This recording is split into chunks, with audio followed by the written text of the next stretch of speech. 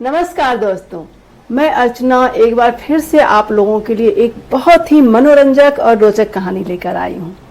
इस कहानी का शीर्षक है अंतिम इच्छा। यह कहानी भी काफ़ी पुरानी है और यह कहानी काफ़ी लोकप्रिय भी है। आपने निश्चय ही यह कहानी सुनी होगी। अगर सुनी है तो दोबारा सुन लीजिए और अगर नहीं सुनी है तो सुनिए और इस कहानी का मजा लीजिए। तो चलिए कहानी की शुरुआत करते हैं। एक बार की बात है, विजयनगर साम्राज्य के सामने एक बहुत बड़ी विपत्ति आ गई थी।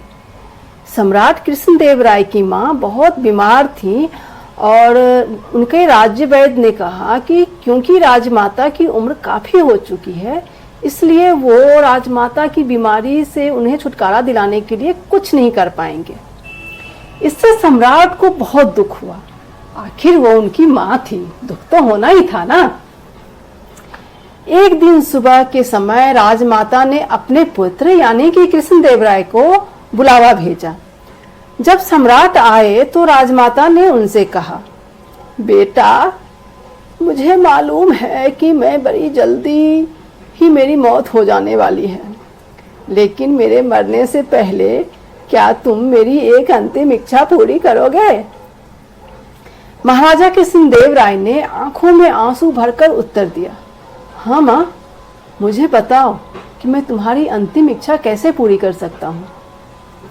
राजमाता ने कहा, मैं अंतिम बार एक आम खाना चाहती हूँ। क्या तुम मेरे शरीर से प्राण निकलने से पहले मुझे एक आम लाकर दोगे? महाराजा ने सोचा कि यह तो एक बहुत ही छोटी सी बात है, वह अपनी माँ की अंतिम इच्छा जरूर पूरी करेंगे। उन्होंने अपनी पूरी सेना लगा दी और बोला कि पूरे साम्राज्य में जाओ और देखो, जो सबसे बेहतरीन आम होगा वह इकट्ठा करके लाओ, वो मैं अपनी माँ को अपने हाथों से खिलाऊंगा। हालांकि ग्रीष्म ऋतु अभी शुरू ही हुई थी और आम अभी बहुत बड़े पैमाने पे फला नहीं था। फिर भी राजा के सिपाहियों ने उनकी माँ के लिए एक टोकरी आम लाकर रख दिया, किंतु जब वे आम से भरी टोकरी राजमाता के पास ला रहे थे, उसी समय माता जी की मृत्यु हो गई। अपनी मां की मृत्यु के बाद सम्राट बहुत परेशान हो गए। उन्हें इस बात का बहुत मलाल था कि एक सम्राट होते हुए भी उन्होंने अपनी मां की एक छोटी सी इच्छा पूरी नहीं कर पाए। वह दिन रात ग्लानि और तकलीफ से गुजरते जा रहे थे। फिर एक दिन उन्होंने अपने राजपुरोहित तथाचार्य से इस मामले पर राय मांगी। तथाचार्य ने पूरे मामले पर गौर करने के बाद उनको यह सुझाव दिया कि राजन, मेरी समझ में इसका केवल एक ही उपाय हो सकता है। आपकी माँ दीन दुखियों को दान देना चाहती थी। यदि हो सके तो आप सोने के आम बनवाकर ब्राह्मणों में बंटवाएं। इससे उनकी आत्मा को शांति मिलेगी। कृष्णदेव राय को भी इस बात में थोड़ा सा दम नजर आया। उन्होंने सोचा कि चलो, अगर ब्राह्मणों को सोने का आम बंटवाने से उनकी माँ की आत्मा को शांति मिल सकता है और वो अपनी ग्लानि से उबर सकते हैं, तो इसमें कोई बुराई नहीं है। पूरे साम्राज्य में यह बात फैला दी गई कि राजा ब्राह्मणों को सोने का आम देने वाले हैं। यह बात जैसे ही इस बात की घोषणा हुई, पूरे साम्राज्य में यह जंगल के आग की तरह यह बात फैल गई और महल के बाहर पूरे नगर से आम पाने के लिए लोगों की एक लंबी कतारें लगने लगी। इस क्रम में राजकोष का जो भी धन था, जो राजकोष में जो सोना जो इकट्ठा किया हुआ था, वह धीरे धीरे खत्म होने लगा और राजकोष का जो भंडार था वह खाली होने लगा। हालांकि महामंत्री तिम्मारुसु ने महाराज से कहा कि महाराज, ये सब रोक दीजिए, क्योंकि अगर ऐसा ही चलता रहा तो जल्द ही राजकोष खाली हो जाएगा। मगर महाराज थे कि वह किसी की कोई बात सुनने को तैयार ही नहीं थे। अंत में परेशान होकर, निराश होकर तिम्मारुसु तेनालीरामन के पास जाते हैं और उनको सारा मामला समझाते हैं।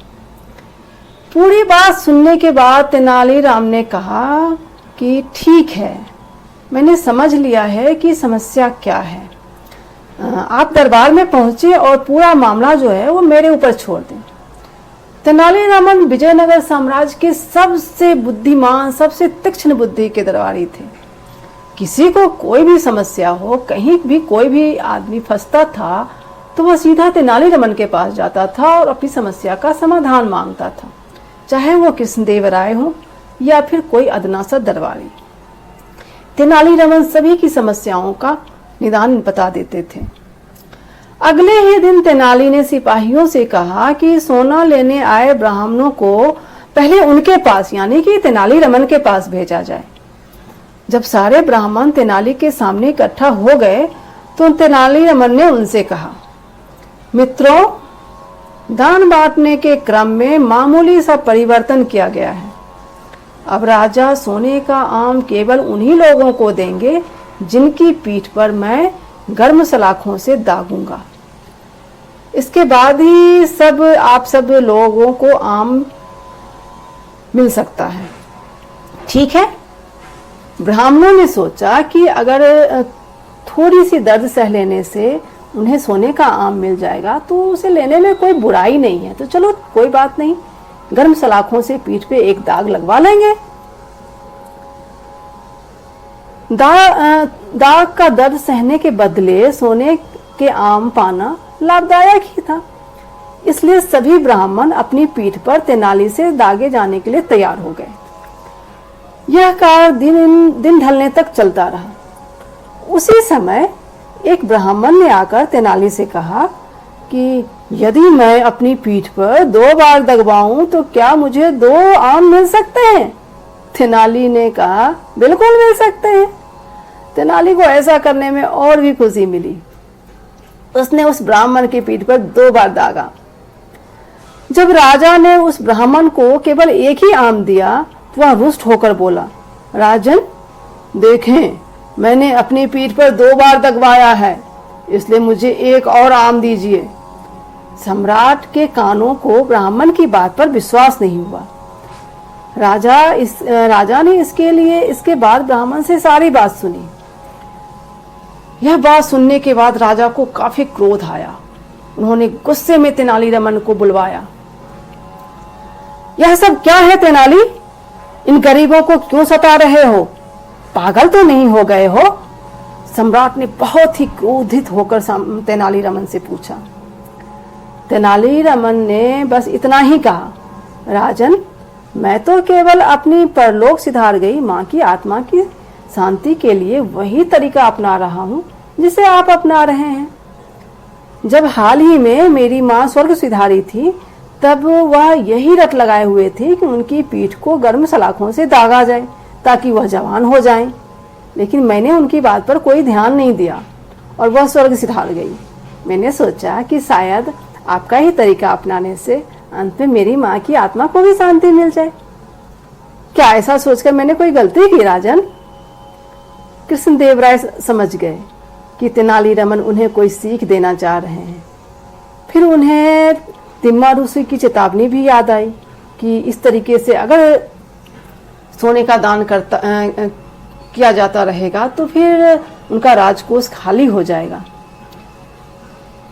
कृष्णदेव राय को समझ में आया कि माँ की आत्मा की शांति इस तरीके से नहीं हो सकती है और उन्होंने वहीं पर उसी वक्त इस दान देने की जो प्रक्रिया चल रही थी उसे रोका